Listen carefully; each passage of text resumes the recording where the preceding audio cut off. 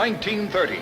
In New York Harbor, an escorting Armada of Honor clusters about a battered, weather-beaten bark, home from an historic exploration of the Antarctic. Rear Admiral Richard E. Byrd is in command, first man to conquer the North and South Poles by air. Millions of New Yorkers turned out in a thrilling tribute to the daring explorer whose achievements had won the admiration and acclaim of the entire world. 23 years after he rode in triumph up Broadway, Admiral Byrd speaks to the students of America. Greetings to you, my young friends. I am glad for this chance to tell you something about the top of the world and perhaps something about the bottom of the world, too. The North Polar Sea is surrounded by frozen continents. The Antarctic continent is surrounded by frozen seas. The south, the bottom of the world, is considerably colder than the top of the world. The south is as cold as people think the north is. Why did we explore? Why did we go to the top of the world? As long as there remains anything unknown on the face of this earth we live on, man is going to go after it to try to find out what it is, to attempt to conquer it, and to learn how to live in it. Little did I think, when we flew to the North Pole in 1926, this area, the contiguous islands and waters to our flight to the pole, would become one of the most important strategic areas on the face of the earth. Below is the actual North Pole, the top of the world. The plane returns after anxious hours to the expedition's base at Spitsbergen. In 16 hours, the flight had accomplished what Peary's heroic sled journey had taken more than a year to do. Admiral Byrd and pilot Floyd Bennett had blazed an aerial trail across the Arctic. I myself think we have a good chance to avoid war. But if we, unfortunately, God forbid, do have a war, much of it will be fought across the top of the world, across the poles. It is very important that we get prepared to fight in the bitter cold and to utilize mechanized units there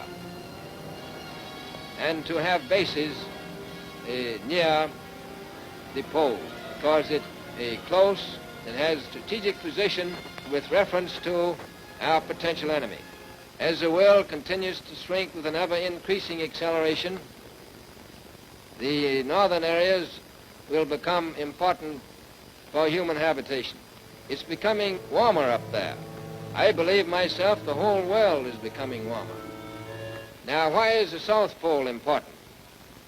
Why do we go down there? It is because the bottom of the world is an untouched reservoir of natural resources. Southward ho! The start of one of Admiral Byrd's 6 expeditions to study the weird wonders of the amazing Antarctic. Later, Byrd charts the course as the ship, her masts outlined against a scarred ice wall, nears the end of a 14,000-mile journey. The sea is strewn with loose, broken ice, but the sturdy ship crunches steadily on to her improvised berth against the ice barrier. Ashore in Antarctica, the White Continent. Soon scouts are searching for the snow-smothered site of earlier camps. Proudly, Old Glory is run up to fly again over Little America. The local inhabitants look on. Blocks of snow melted down in subsurface vats provide water for the camp. It's a tedious process. 2 gallons of snow yield barely 2 quarts of water. The friendly penguin is among the most hardy and primitive of birds. Of all the animals who roamed the once tropical Antarctic continent, he alone has survived. A little supervisor in full dress, lord over a lifeless wasteland, slumbering still in the ice age that gripped the northern hemisphere 30,000 years ago.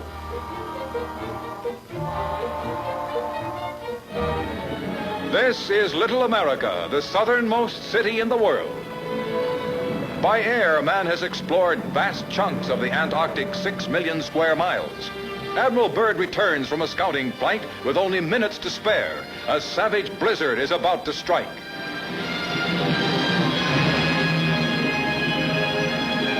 Whirling up from the pole, as all storms here do, it brings ice-edged snow lashed by fierce winds.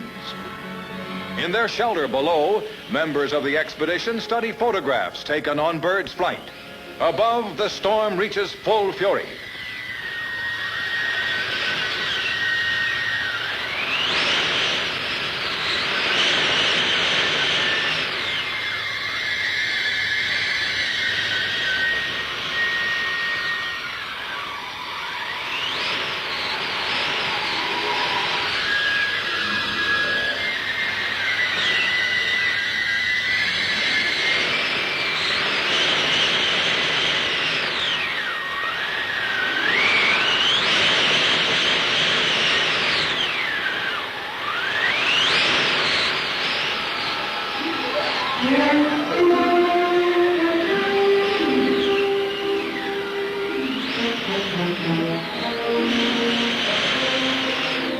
A navigation class underground learns more of the world's coldest, windiest continent, where temperatures reach 90 below and winds 200 miles an hour. Preserving food in storage lockers is no problem here.